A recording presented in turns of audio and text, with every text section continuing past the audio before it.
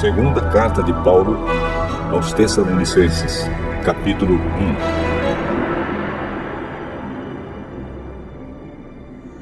Eu, Paulo, e Silas e Timóteo, escrevemos esta carta aos irmãos da igreja da cidade de Tessalônica, irmãos que estão unidos com Deus, o nosso Pai, e com o Senhor Jesus Cristo. Que a graça e a paz de Deus, o nosso Pai, e do Senhor Jesus Cristo estejam com vocês. Irmãos, sempre temos de dar graças a Deus por vocês. Para nós é certo fazer isso, porque a fé que vocês têm está crescendo cada vez mais, e o amor que vocês têm uns pelos outros está se tornando cada vez maior. É por isso que nas igrejas de Deus falamos com orgulho sobre vocês.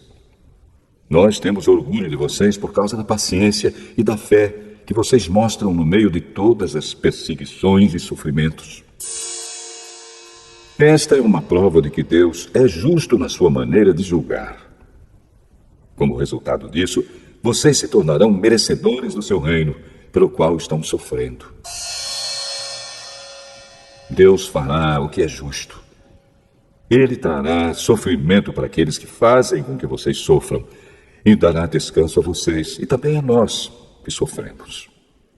Ele fará isso quando o Senhor Jesus vier do céu e aparecer junto com seus anjos poderosos no meio de chamas de fogo para castigar os que rejeitam a Deus e não obedecem ao Evangelho do nosso Senhor Jesus. Eles serão castigados com a destruição eterna e ficarão longe da presença do Senhor e do seu glorioso poder. Isso acontecerá naquele dia, o dia em que ele vier, para ser louvado por todo o seu povo e para receber homenagens de todos os que creem. Vocês também estarão entre eles, pois creram na mensagem que nós anunciamos.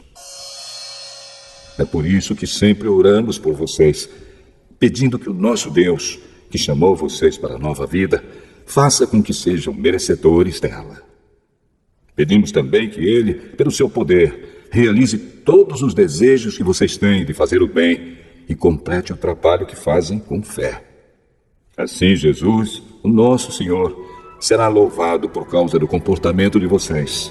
E vocês serão elogiados por Ele, por meio da graça do nosso Deus e do Senhor Jesus Cristo.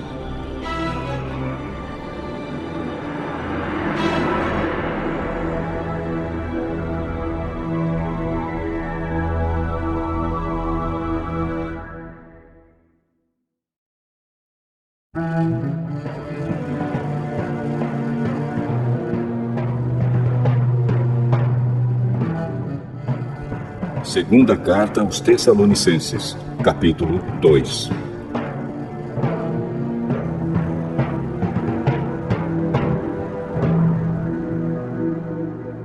Agora, irmãos, a respeito da vinda de Jesus Cristo, o nosso Senhor, e do nosso encontro com Ele, pedimos a vocês o seguinte: não se perturbem facilmente. Não fiquem assustados se alguém afirmar que o dia do Senhor já chegou. Talvez alguém diga que nós tenhamos afirmado isso enquanto profetizávamos ou anunciávamos o Evangelho, ou que escrevemos isso em alguma carta. Não deixem que ninguém os engane com nada disso. Pois antes desse dia, terá de acontecer a revolta contra Deus. E terá de aparecer o perverso, que está condenado a ir para o inferno. Ele será contra tudo que as pessoas adoram e contra tudo que elas acham que é divino. Ele vai se colocar acima de todos e até mesmo vai entrar e sentar-se no templo de Deus e afirmar que é Deus. Por acaso vocês não lembram que eu lhes disse tudo isso quando estava com vocês? E vocês sabem também que existe alguma coisa que não deixa que isso aconteça agora. Porém, no tempo certo, o perverso aparecerá. A misteriosa maldade já está agindo, mas o que está para acontecer, acontecerá somente depois que for afastado aquele que não deixa que isso aconteça. Então o perverso aparecerá, e o Senhor Jesus, quando vier, o matará com um sopro e o destruirá com sua gloriosa presença. O perverso chegará com o poder de Satanás e fará todo tipo de falsos milagres e maravilhas. E enganará com todo tipo de maldade os que vão ser destruídos. Eles vão ser destruídos porque não aceitaram nem amaram a verdade que os poderia salvar. Por isso Deus envia o poder do erro para agir neles, a fim de que acreditem naquilo que é falso. O resultado disso é que serão condenados todos os que não creem na verdade, mas têm prazer no pecado. Irmãos, sempre devemos dar graças a Deus por vocês, a quem o Senhor ama, pois Deus os escolheu como os primeiros a serem salvos pelo poder do Espírito Santo e pela fé que vocês têm na verdade, a fim de tornar vocês o seu povo dedicado a Ele. Foi para isso que Deus os chamou, por meio do Evangelho que anunciamos, a fim de que vocês tomem parte na glória do nosso Senhor Jesus Cristo. Portanto, irmãos, fiquem firmes e guardem aquelas verdades que ensinamos a vocês, tanto nas nossas mensagens como na nossa carta. Que o próprio Jesus Cristo, nosso Senhor, e Deus, o nosso Pai, que nos ama e que na sua bondade nos dá uma coragem que não acaba e uma esperança firme, enchem o coração de vocês de ânimo e os tornem fortes para fazerem e dizerem tudo que é bom.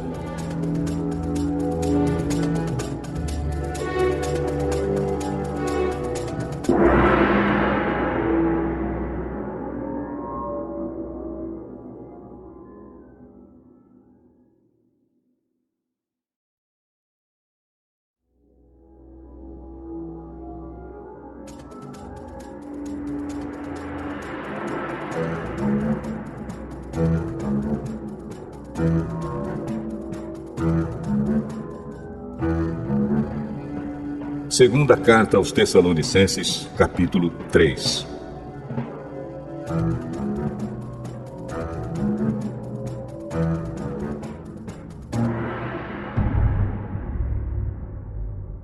Finalmente, irmãos, orem por nós, para que a mensagem do Senhor continue a se espalhar rapidamente e seja bem aceita, como aconteceu entre vocês.